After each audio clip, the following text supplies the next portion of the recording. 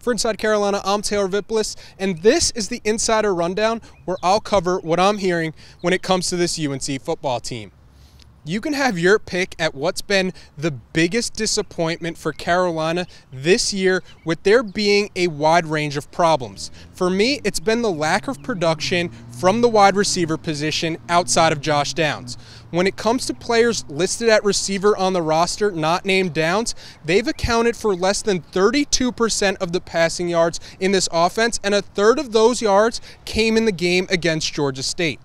There's a tremendous disconnect between receivers and Howell, because while it's easy to say they don't create separation, you cannot tell me that in 30-plus passing attempts, they're only separating enough to get maybe one target a game. When he's dropping back to pass, Howell is looking for Josh Downs first and foremost, and if Downs is covered, Howell is taking off with his legs, looking to make a play.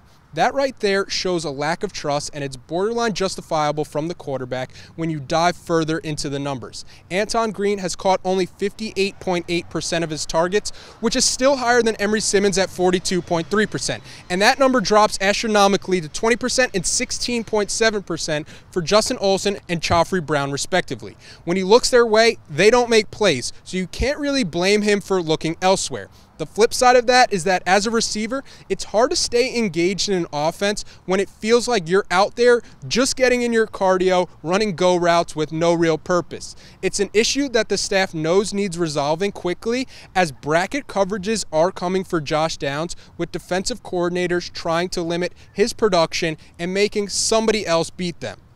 Defensively, Carolina's troubles come from bad communication. Improving that was a big emphasis leading into the year, and it's still a headache for the program 6 games into the season. At times it takes that one step forward only to take 2 steps back the next week. Eventually, no matter how talented a player is, the staff says that it's at the point where the guy that's not communicating, the guy that's missing the signal, the guy that's not playing it right has to be replaced.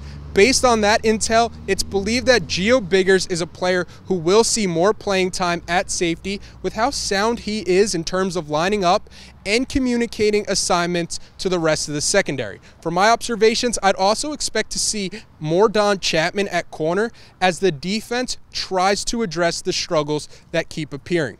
The shortcomings of this team fall on the staff, but ultimately, to be an elite team, it's up to the players to hold their play to a higher standard.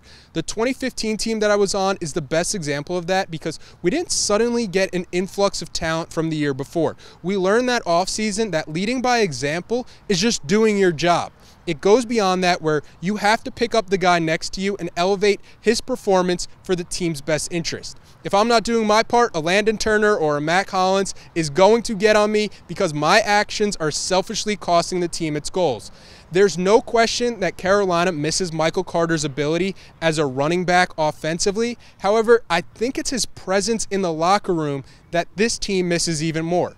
From talking with people around the program, I'm not sure if they have anybody like that currently, and that's reflected by how this team handles adversity, where they go back to the sidelines looking lost as games spiral out of their control.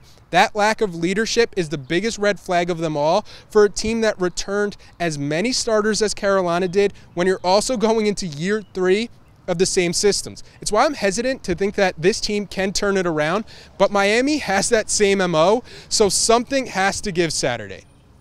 That's the rundown for this week. Stay tuned to Inside Carolina for more football coverage in the lead up to the game against the U, where I'll be back in Kenan Stadium before the team's bye week.